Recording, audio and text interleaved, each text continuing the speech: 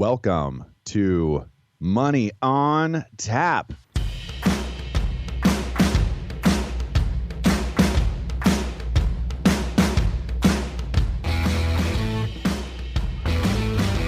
Money on Tap, your personal finance headquarters, where we bring out the professionals' experience and some fun in what we call three-dimensional investing, utilizing insurance, brokerage, and fee-based planning.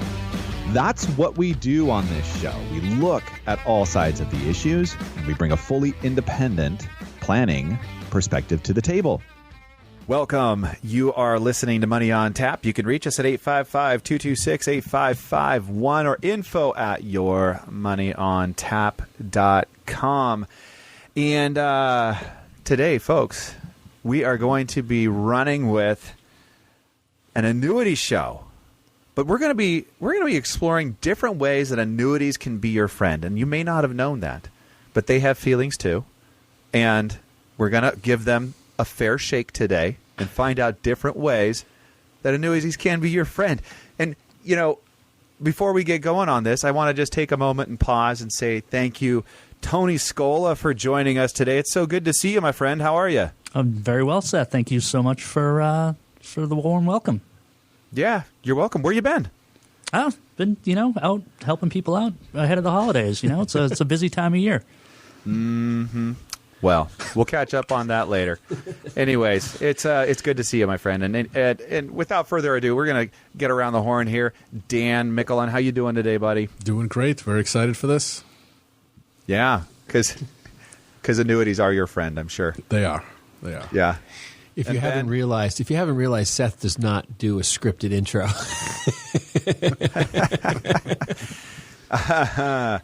No, when you've reached the heights of radio and podcast, whatever you want to call it. I mean, there's just no comparison to where I am today. I don't need a script. I bring it all day long for you, Ben.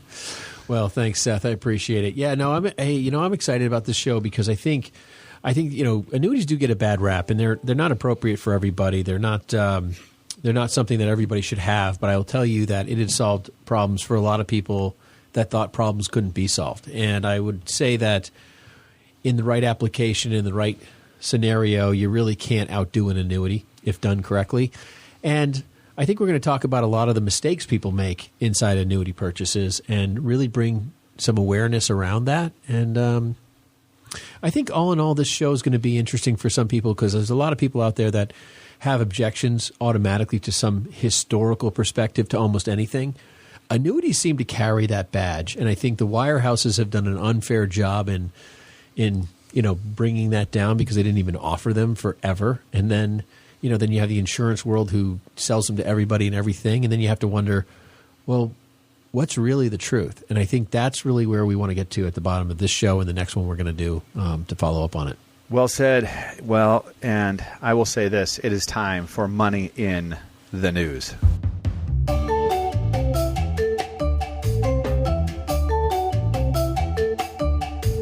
All right.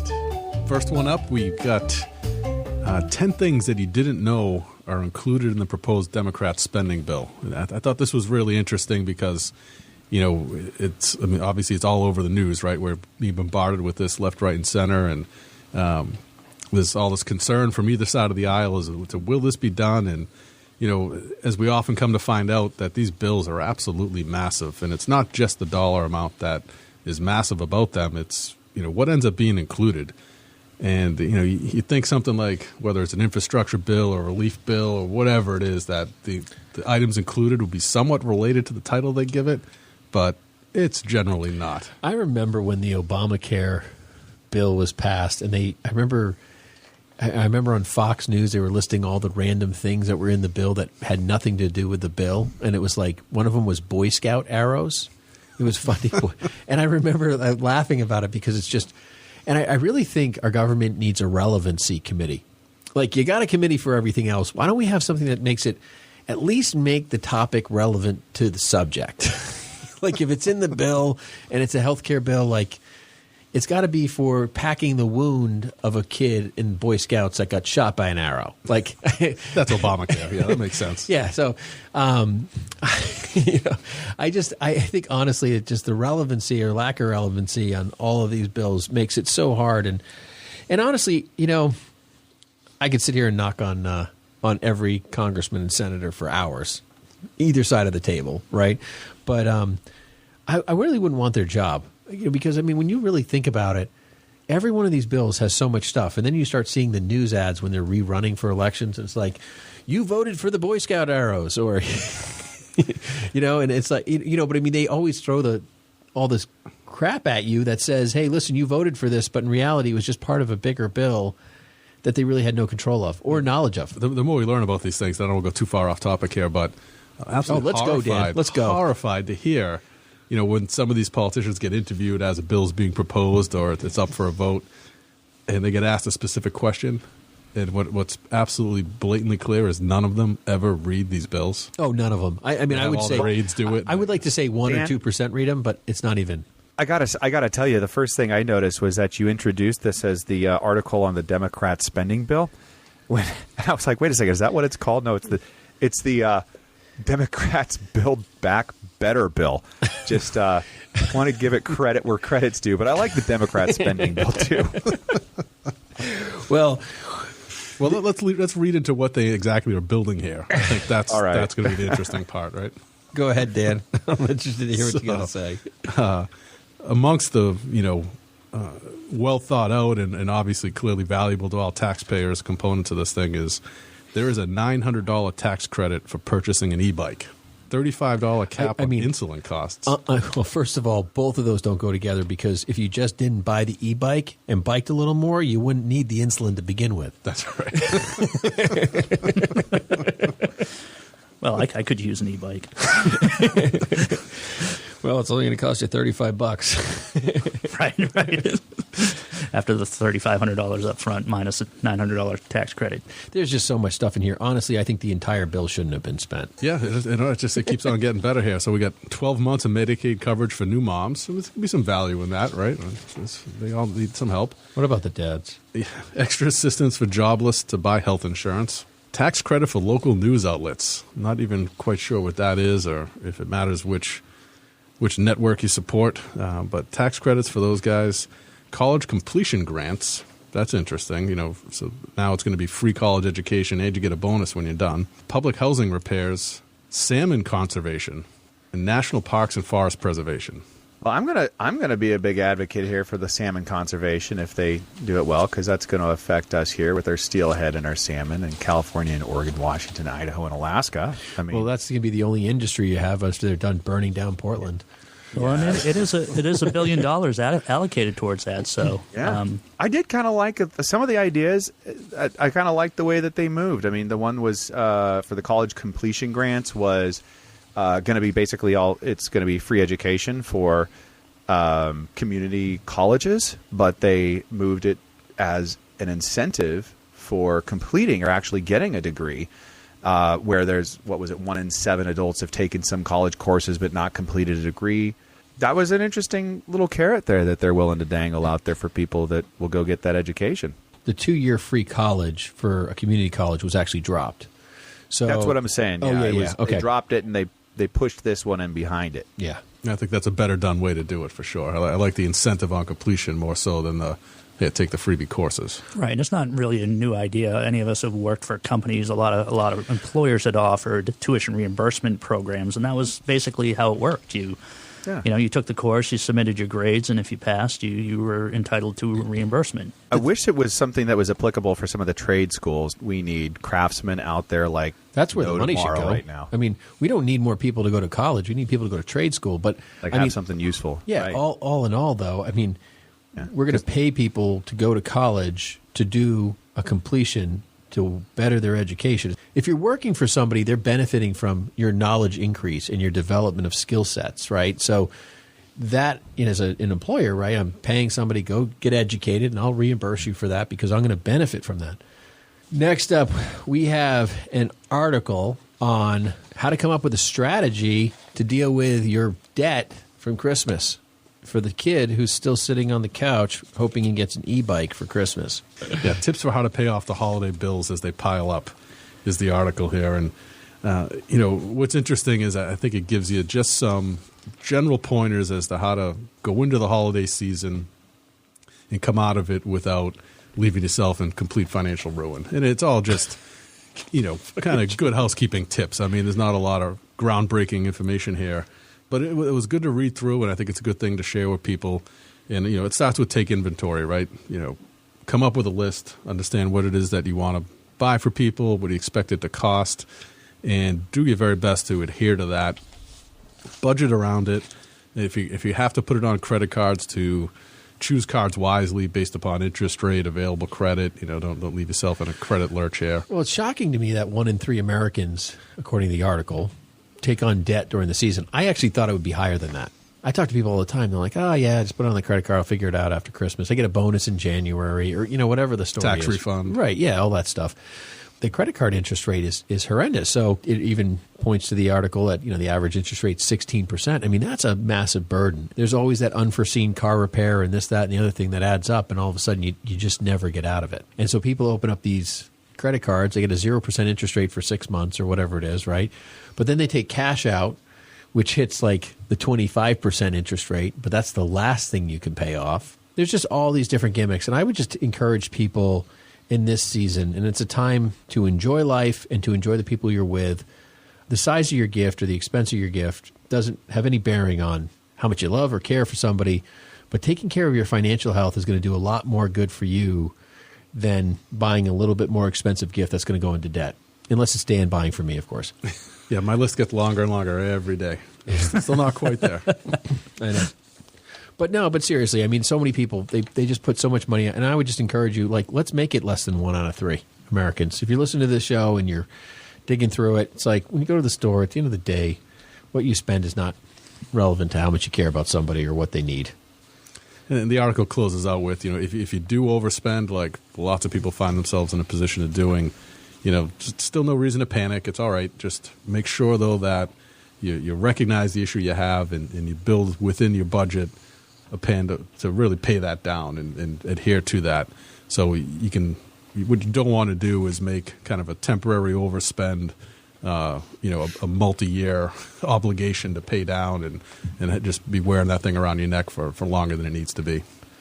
Well, finally, our last news story of the day is 21 states most vulnerable to identity theft and fraud. And, I don't really think there's that much to note on all the states except for, the idea that, I'm surprised at a few of them, but, Washington State, which is not a surprise, was number 1 overall ranked between identity theft and fraud. It just goes Washington, Colorado, Kansas, Rhode Island, Delaware, Illinois, Nevada, and North Dakota. That's the top 8 worst states from that standpoint. Now, I did see Oregon as number 12. I did see... Massachusetts number 9. Yeah, which we don't like anyways. Maine 13. He's only saying that because I'm from Massachusetts originally. So. They both are. Hawaii's 27. Let's talk about right, that number right there. I'm surrounded by Massachusetts guys in here. New Hampshire's 42. Come to New Hampshire. We won't steal from you. And number 51 was Iowa. Now, I did think Connecticut being number 50 was shocking. Yeah, I saw the same thing. I was a little surprised as well to see Connecticut so low on the list. That's actually pretty shocking to me. I just realized that District of Columbia was 17. For a second there, I was wondering where we got our 51st state from, because that was not news that we reported on. Thank you, Seth. Thank you. Now, yeah, I think we should I think really the idea of this article is more so because we're going into the holiday season, and a little bit of what we want people to be prepared for is just to watch out for the opportunities. I mean, identity theft and fraud happen in every state. That's a fact. And so, don't allow yourself to be, vulnerable.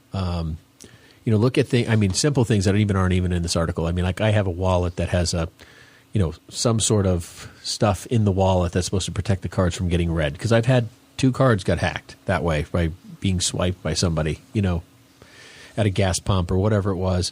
And, those are things. But sign up for a credit monitoring plan. I noticed that some homeowners insurances actually include that, or your P&C insurance agency. We have somebody here, Sarah Vazani, can look into that for you and leverage that account to give you some real updates. Don't keep your Social Security card in your wallet. That's a big item. Your wallet gets stolen, boom, it's gone. And then there's just a lot of scams right now with the COVID-19. There's a lot of people that are kind of digging through, making phone calls, trying to get information for you, because there's a lot of plans out there, and people need money. I mean, there are people who have really suffered through this experience, jobs lost, businesses lost, and they act as if the government, you're a new plan, there's a new opportunity for you to get more funds. Sign up here. That's been a big deal, and that's things you need to watch out for. And then finally, we have social media. That is a huge, huge problem in our world from an identity theft scenario, and something, if you're not familiar on how to deal with that, I would definitely get some help in understanding that better. Something that we really don't have control over ourselves is the impact on major corporations. I'm sure we've got notifications before about changing emails or passwords and stuff like that when the companies have been hacked and they've had data breaches there. But so I guess the only thing I'd have on that is trying to use secure passwords and changing them regularly. I know it's kind of a pain in the neck. You have 27 different accounts with separate passwords, and you're constantly having to update them and keep track of them. But that definitely has a reason behind it, and then not being too frustrated when your bank calls you because they haven't approved a charge just because they want to make sure it's you before they actually process the payment. So maybe understanding that that's actually to your benefit, and to have a little bit of patience and understanding if that were to happen to you. Wise words, Mr. Scola. Thank you so much. And you guys, that's going to do it for Money on the News. You're listening to Money on Tap, and this right here is an annuities show, because annuities can be your friend. And we're going to get back here in a couple of minutes right after this break. Don't go anywhere. We'll be right back.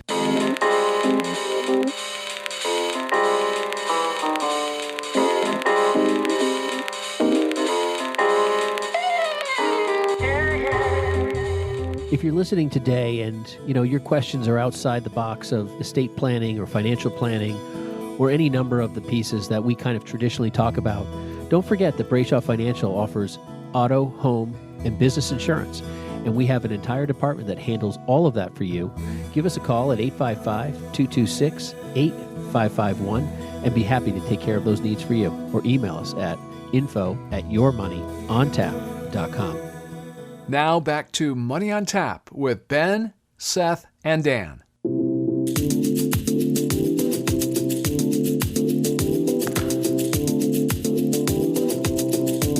Welcome back. You're listening to Money on Tap. You can reach us at 855-226-8551 or info@yourmoneyontap.com. Folks, I just want to take a moment to thank you, because you could be doing anything you want right now, but with your time, you're spending time with us at Money on Tap. You're educating yourself. You're becoming aware of how to take care of personal finances, and you're getting it from a group of experts that work in the field every single day as financial planners. That's what we do at Brayshaw Financial Group. So thank you. It's good to be here with you, and we appreciate you when you call us and you have questions and or email us. And some of those things actually wind up becoming topics in our show, believe it or not. Either way, we're here to help, so feel free to give us a call. And if you're also wanting to kind of get boned up on a couple of things that we're offering right now, there's a Social Security webinar that you can call us at 855-226-8551. And you can check out the Social Security webinar that we're going to be hosting here this next week. And other than that, we've got a heck of a show here for you, because annuities can be your friend. And to get us going, Dan, would you please kick us off with a little bit about what are we even talking about when we say annuities? Yeah, well, it's a product and a tool and a concept that's really been around for centuries. I mean, it really goes back a long way. And it began back in the Roman Empire. It's actually how they used to pay Roman soldiers their salaries and offer a stipend for those who didn't come back. Was funded by annuities. So that was the onset and the kind of the inception of that whole concept. And really, what it did then and it does now, it's a pooled asset, right? So money gets paid into a pool, potentially for a single beneficiary or multiple beneficiaries. And that money gets paid back over time with interest is really what an annuity is in its definition. And they've taken different forms and different styles, and we're going to go through the different types that exist today in the financial planning and insurance world. But there's been a lot of examples throughout history of people who've benefited from annuities in some form or fashion. Benjamin Franklin actually used them in assisting the cities of Boston and Philadelphia and helping those cities get up and running. And he established one that we mentioned in the show a couple weeks back that's actually still paying out grants in the city of Boston, which is incredible. Babe Ruth was famous for having used annuities to shelter his assets through the Great Depression. He was one of the biggest earners in the country at that time, being a countrywide, worldwide famous baseball player. And with the country going through hard times, he wanted to protect the wealthy to the mass, and he used annuities to do it. And one very recent but not so popular example of that is O.J. Simpson, right? He's we've all seen in the news and know his kind of infamous story, but he had all those civil lawsuits filed against him that he lost, and he owed the Brown family, I think it was $20 million. But you see him out there in the news every once in a while, social media, wherever it may be, kind of living his life, playing golf all the time, frequent casinos. It's because his money that he'd earned through the NFL and through his acting career was all put into annuities. And one of the benefits, not to highlight that for him in particular, but is that annuities are not attachable by creditors. So that money that's out there is protected by the insurance company, and they're guaranteed to live up to their obligation to make a series of payments back to you. And again, that money cannot be seized by a creditor. So, again, kind of a glorified story in the wrong way there, but it does speak to the strength of the product and how it can help people out in certain times. I think it's hilarious how a couple of the things that you just bring to the table right out of the gate, Dan, is, if you're going to war and you're a country, that might be a good thing for you to have. Or if you happen to be in O.J. Simpson's line of work, then maybe that's something for you to consider as well. And that's... Well, and against that, I mean, to Dan's point, I mean, there's been a lot, or Ben, when he kicked off the topic today, there's a lot of stigma around it. And there have been other shows. I get calls from clients and prospective clients all the time asking about it when it comes up, that they heard on this particular show, or beware this, that, or the other thing. But you mentioned some other famous people who have utilized them. Ben Bernanke himself in 2006 disclosed that his major financial assets are in annuities. So... it's tough to dispute some of the negative stigmas and things that we're going to talk about today to look out for. But in reality, as Dan mentioned, they've been around a very, very long time, and they serve an extremely valuable purpose, especially in planning and being able to support yourself and your family in all kinds of different scenarios. Yeah, I mean, what I end up hearing, and I hear this almost all the time. So the person before you shut off the show because you're like you have a bad experience because a aunt uncle had a bad annuity purchase. I've always told people that either it's suitable or unsuitable. It's either appropriate or not appropriate for you, and everyone has the unsuitable or not appropriate story of why they dislike annuities. And honestly, it's probably one of the most versatile tools in our industry for retirement planning. And so you have a lot of friends out there that probably own annuities, but there's always that person that says, well, my great aunt owned an annuity, and then she started the annuity and she died, and then there was all the money was gone. And is that possible that she purchased something like that? Absolutely, those type of annuities do exist.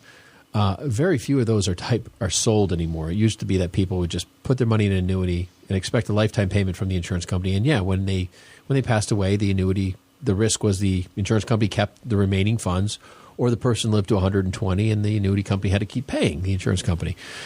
Well, annuities have morphed so far beyond that to today into meaning so much more and providing so much more opportunity. And providing for those concerns to be, mitigated across the board, where you're not losing all your money and, these things aren't disappearing and that stuff. All those, they're old wise tales at this point. I mean, they just don't happen. I mean, there's too much compliance and investigation and understanding and disclosure before you could ever make that mistake. But I would say that, as you kind of walk through the annuity conversation to figure out if a retirement and an annuity makes sense for you, for a lot of people, they lack the ability to have a pension at work in today's world. And really, the way I look at this and the way I communicate with clients on a regular basis is that an annuity is not an investment, even though it does qualify as an investment, and it's an insurance-based investment for the most part. I tell people to think of an annuity as the pension plan they never received. Because nobody has all of their retirement in a pension plan, right? Even companies with pension plans have 401ks or 403bs, or you have a Roth or an IRA out there. It's not all your money. But it's nice to have that base, that kind of foundational piece coming through the door. And if you're working like the majority of Americans today that come to me with interest in trying to solve their retirement concerns, we talk about the pension they wish they had that their parents did. Their parents had this, my dad had a pension and my mom got it for the rest of her life, and I really wish my company provided that. The annuity is a better story than a pension, and a lot of people don't realize that. And a lot of people don't realize that pensions have gone by the wayside because companies have realized that providing for a lifetime of income for somebody is extremely difficult, and that it's best done in the hands of the financial institutions, right? IBM, you can go through all the major corporations that have terminated their pensions for new employees. All the big boys, because they know that running their business alone has enough difficulties that they don't want to have to worry about paying you for the rest of their lives and your life, through that process. And honestly, everyone knows that the investment companies are the best at doing this. And annuity, it just means guarantee to pay. And knowing that you have that, I think, takes a lot of the misnomers of annuities aside. So I think walking into kind of the context of how I see annuities and how you guys see annuities is really how I think when we talk about the mistakes people make might give them a better idea on this. And I agree 100%, Ben. That's really where I start the conversation. If I get somebody who's considering retirement, whether they've brought up annuities or not, same story. It's not, first and foremost, not an investment. It may have an investment component, but it is designed to be an income replacement vehicle. And it really helps people make that transition and not worry. One of the challenges I see a lot with folks is, they want to enter retirement and do the things they always dreamed about doing, but then the fear is if I start spending that money, if I spend it down too quickly, the market drops, my account values drop. Am I going to have enough to last? And the big variable that nobody knows is when their last day on the planet is going to be. There's probably a very rare person that does know the answer to that question. And, a big concern I see with my clients is, I want to do these things. I want to be able to spend this money. I want to enjoy the things that I've always dreamed about doing. But if I do it too soon and run out, where does it leave me? Yeah. No, you're right about that. And I think the thing about the annuity piece is that, it resolves the concern of the market. See, what people don't understand is that in retirement, it's not about how much you make. It's about how much you don't lose. And what I mean by that is that you're going to be more worried about the market going down than you ever will about how much the market goes up in retirement. And if you're retired now, you're probably saying, oh, yeah, he's right. That's a piece. But to illustrate that, if you have 100% of your money and you take $10,000 of that money out in income, and then the market drops 10%, well, then it goes down another 9% in your account value. So you're down to 81% of your money. But you've only taken 10% out, $10,000 of that $100,000. Just to get back to square one, you need to do 24%. 240% more than the market's original loss. That means you have to be the best financial advisor in the world to overcome that. And that's why that video of Sequence of Returns on our website, we've referenced it a few times. Go to BrayshawFinancial.com, go to our resources, hit the videos, and watch Sequence of Returns. And watch how withdrawing money just starting at different times with the same amount of money in the same capacity in the same investments can put you on totally different trajectories. super important in understanding that. And I that's really good that you bring that up, Tony, because that's where it's at. Well, thanks, Ben. Folks, you're listening to Money on Tap, and we are in an annuity show. Can annuities be your friend is the topic we have here today. We're going to take a quick break. You can reach us at 855-226-8551 or info@yourmoneyontap.com. And when we come back, folks, there are some big mistakes that people have made in the past, and we recommend not. And we're going to disclose and have some of that conversation next. Can't wait to get back to the table here with you guys. You're listening to Money on Tap. We'll be right back.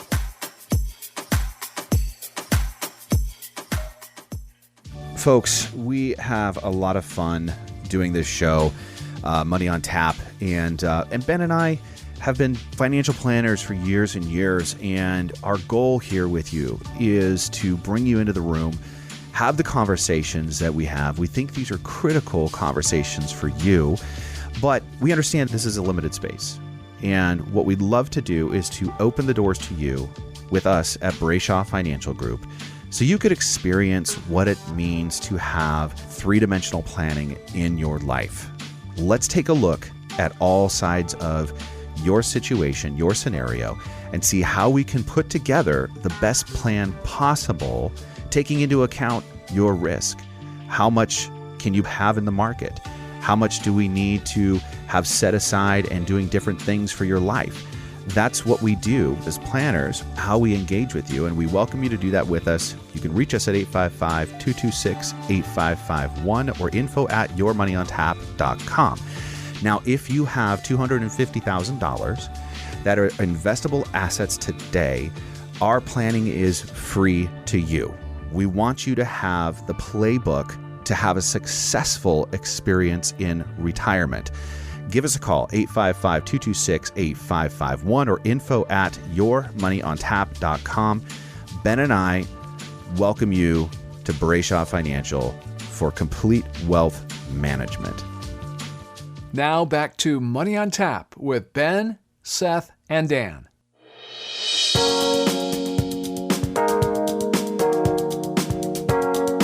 Welcome back. You're listening to Money on Tap. You can reach us at 855-226-8551 or info@yourmoneyontap.com.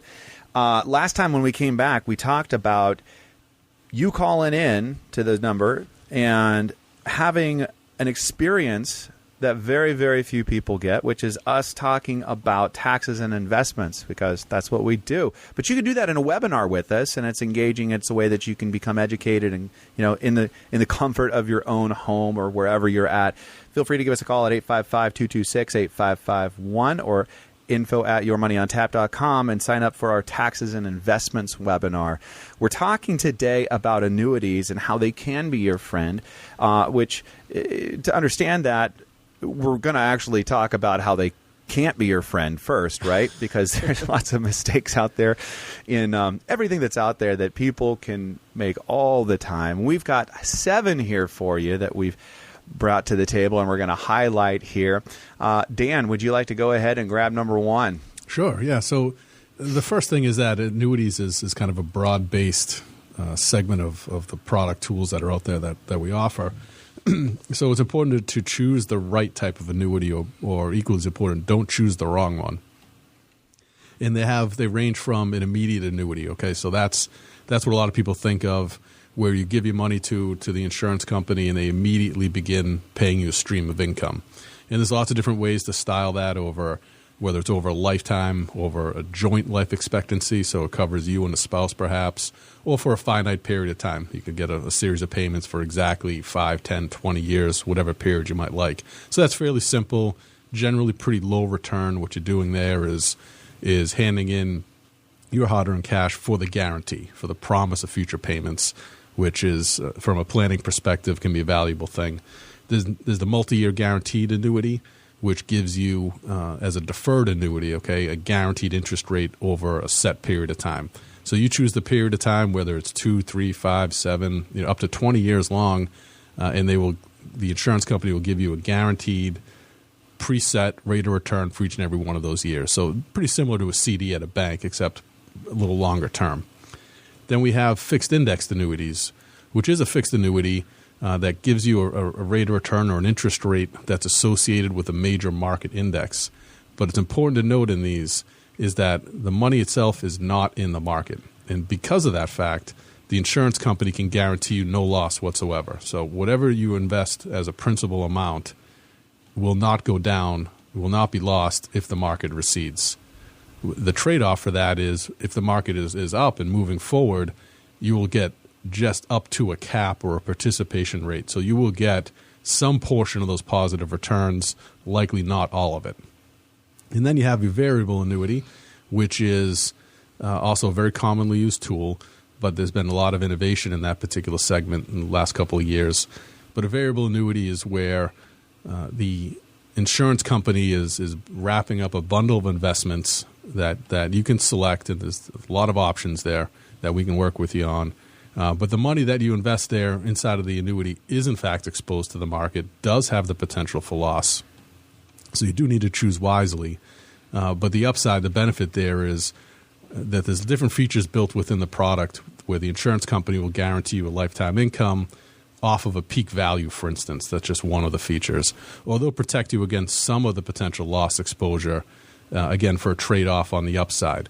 So just as an example, one of the ones that we're looking at and using with some folks, they have a buffer feature built into it, which what it says is that if the market was to go down, let's say 10%, the first 10% of losses the insurance company would essentially refund to you. Anything beyond a 10% loss would be the risk that you bear as the investor. But the first 10%, should the market go down, would be paid back to you. And the trade-off for that is that there's an upside cap on it. So somewhere between, depending upon the allocation you choose, 9 and 13% would be your maximum upside. So that's a way to get a little bit more relevant market participation than what's offered in the fixed indexed annuity realm, but at the same time not take a full leap into the market and expose all of your assets to potential loss. So that's an interesting product that we're taking a look at. And really what's important to note, because these products can be complex, there's an awful lot of them out there, they all do offer different features, is that you can give us a call anytime or drop us an email, and we'd be happy to, at no charge, offer you a free consultation on whatever it is that you happen to own.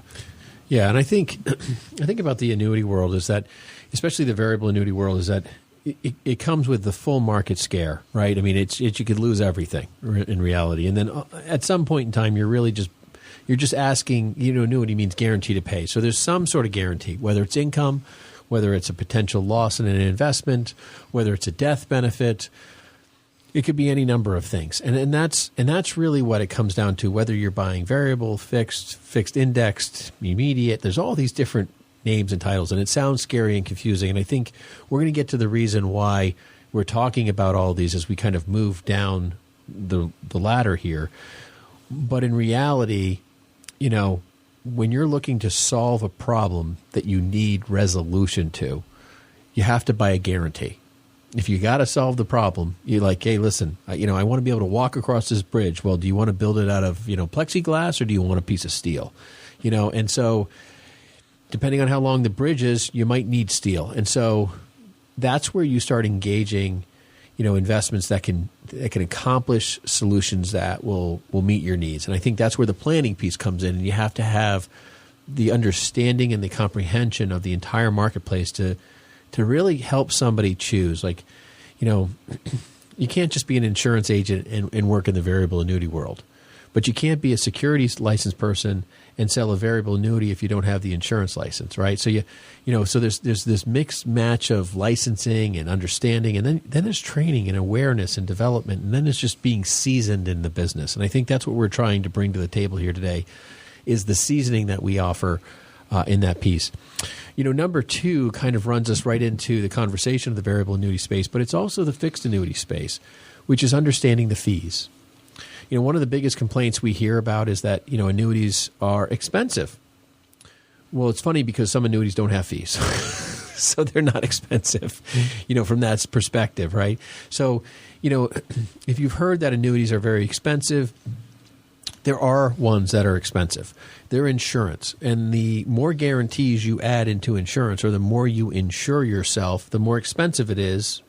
Like if you want to insure your car for a zero deductible and you want to protect against hitting 40 school buses and killing all the kids, I mean, then you could horribly cover yourself, right? But at the same time, most people get a $500 or $1,000 deductible, and they understand the general risks, and that insurance costs less. So the more that you need to wrap up everything, the more expensive it gets. And that's where understanding the expense piece comes in. Well, and that brings me to another point that I talk to folks about. As Ben mentioned, that they do get more expensive the more that they refer to as riders or benefits you may add on. And I use the car analogy or the television analogy where you buy a car nowadays and you've got 360-degree cameras and lane departure warning and everything else. And, well, hey, it's part of the price. Well, no, you're paying for it. So when we have this annuity conversation, it's usually what are you trying to solve for? Because if you start adding on a bunch of features and benefits that you're never going to use, then you're throwing good money after bad in terms of expenses. But in the end, most of the benefits are net of fee, so it's also something to consider. Yeah, absolutely. Yeah, and not realizing annuity returns, may not match the investment world that you're expecting. And that goes into that fixed index annuity product. And that's one of the stigmas that came out of that when those products became very, very popular in the late 90s, early 2000s. And they were probably oversold because people were not given the full explanation as to how they operate and how they behave. And a couple of misconceptions came out of that. So we talked a little bit about where in the fixed index annuity, specific to that again, if the market goes down, you will not lose your premium. If the market goes up, you're likely to participate in a portion of those gains but not capture them all. And the biggest misnomer that came out of that, and I've heard this often, is, well, if my product is capped at 4% and the market returns like it's doing this year, 26, 27%, well, does that mean the insurance company kept the other 22? And the truth of it is, no, they did not, because the money is not in the market itself. Insurance companies build these complex derivative in bond portfolios behind the scenes in order to put themselves in the best position to pay out on their promises. But they're not putting all that money directly into the market because they would not be able to protect themselves if that was the case. If the market went down and they had to refund every bit of it to you, they'd be insolvent. So nobody's keeping that gain that you did not realize. It's important to understand. Yeah, they use that as the measure of your performance. It is not what you are performing based on, and I think that's really, really important. And you just when you walk into an annuity piece, and I always tell people, like, when you're buying an annuity, if the guarantee that you're buying, whether it's an income, death benefit, just protection on the downside of performance, or you just don't want any loss, you just want a pure fixed annuity. And I mean, you can buy a fixed annuity you can buy for 5 years fixed at 3.15% today. Well, that's better than a CD, right? Okay, those are great scenarios. But when you're ready to replace your CD, it's something you should give us a call, because annuities will beat that most of the time. But you need to understand that the returns on an annuity are not important.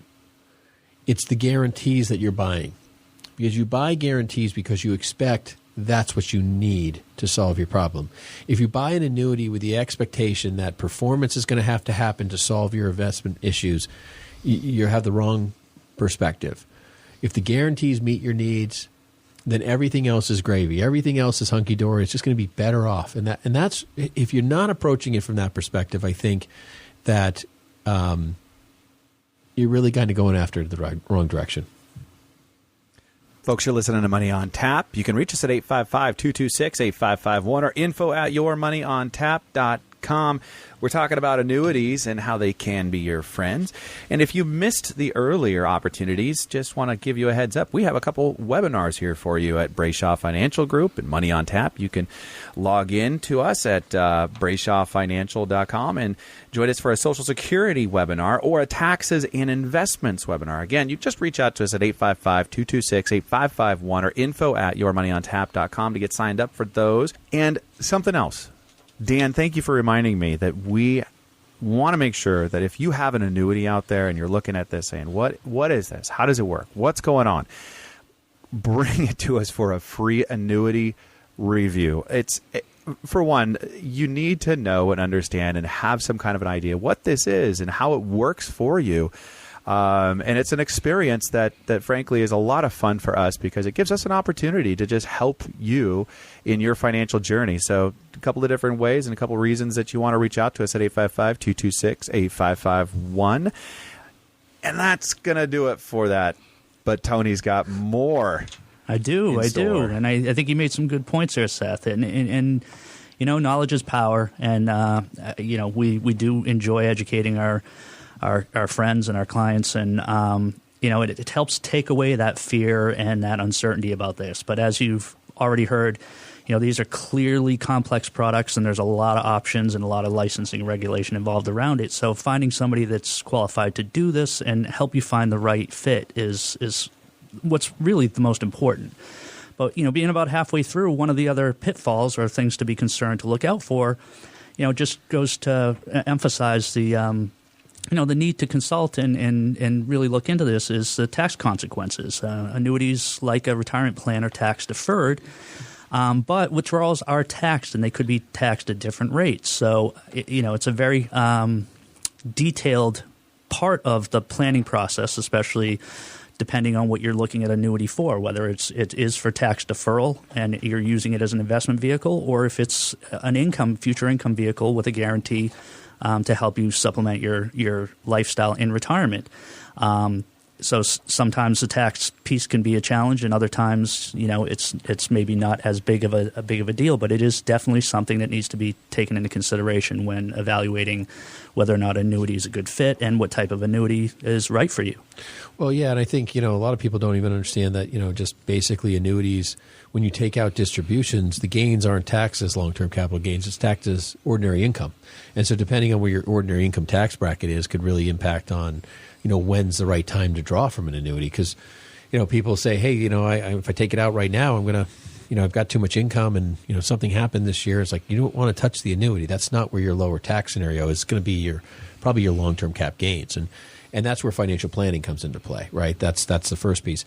The second piece I would say on the annuity piece is that we talked about CDs earlier, and, you know, people make money on CDs, and that's great. But, you know, when you put it into a fixed annuity and you can potentially get a better rate, you can tax defer that gain, so you're not paying taxes every year like you do on a CD.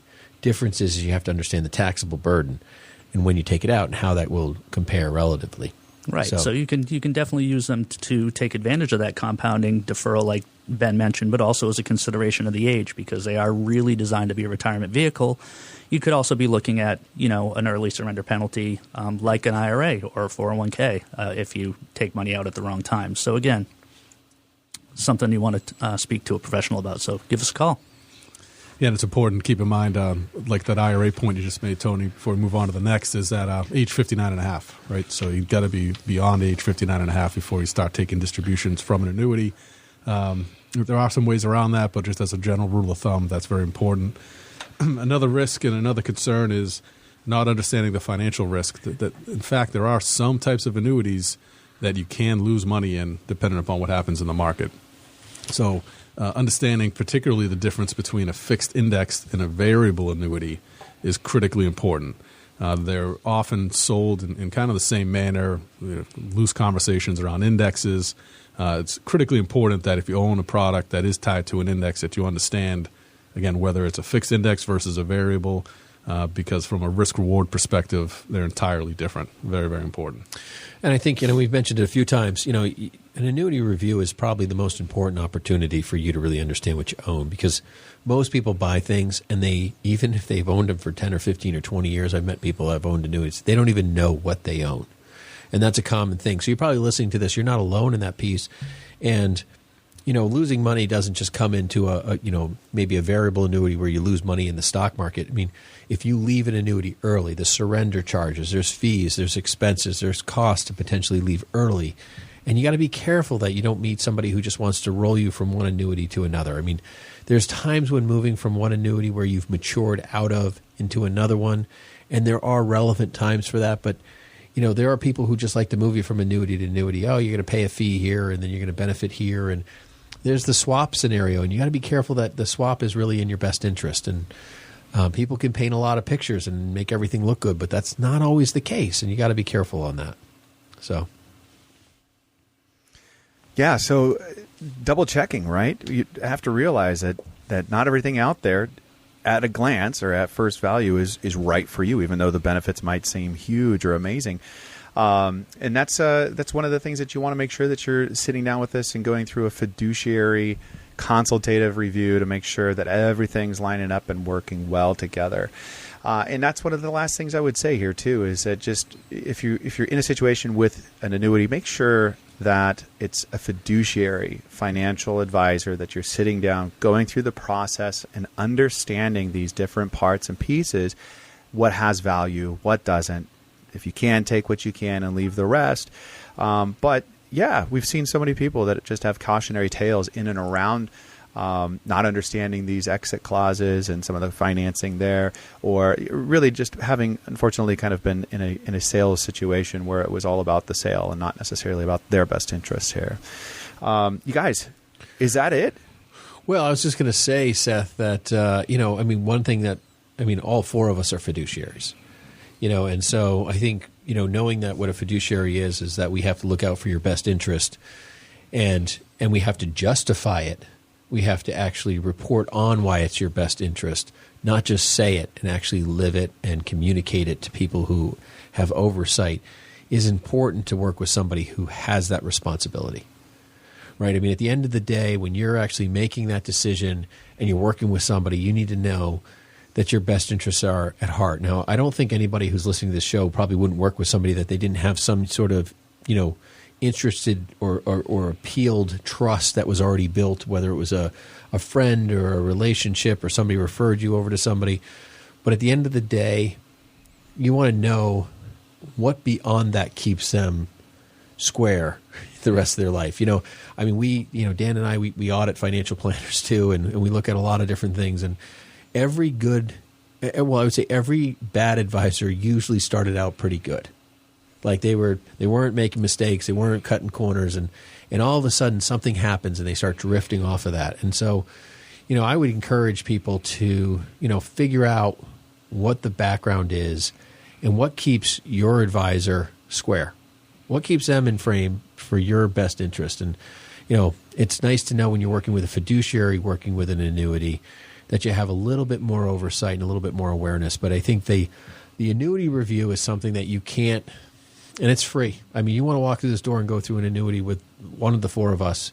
We'll sit down with you, no cost, go through it and dig out and help you really understand what you have. And you know what? If it's anything different than the financial professional that sold it to you, now you have something to compare it to and find out where the story is. Now, it could be that you misunderstood it because these are the most complex investment products on the marketplace. I don't think anyone would say anything different than that, right? So I think that's all I would add, Seth. Well, the only thing I add to that too is, pretty much what we're encouraging you to do is ask questions. A lot of people, they're afraid to ask the questions to maybe not look like they knew what they were doing, or maybe jumped into something that they didn't completely understand. And whether you're thinking about getting into it or you already have, you have a right to know and you have a right to ask questions. And if the person at the other end of the table isn't willing to answer them, or wants to skirt around it, it's a red flag. You should completely be transparent. As we've talked about through this whole session, is there's multiple options, and being able to mix and match and combine and search out the right fit. There usually is a really good solution out there, but it takes some work. It takes some knowledge and some experience and some doing, and you have the right to question it. If somebody comes right out of the gates and just says, "Oh, this is right for you," without really finding out enough about you, your background, and your goals, objectives, and risk profile, then how could they know that that's the best fit for you? So, take the time to figure it out, and as I said, ask questions. Don't be afraid to put people on the spot.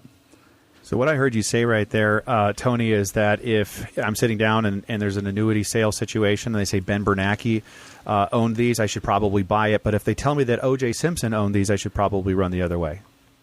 I wouldn't say that's reason, but again, what is their reason for buying That's the whole show. Folks, we're so grateful for the time that we get to spend here with us, with you. You can reach us at 855-226-8551 or info@yourmoneyontap.com. You've been listening to the Annuities Show.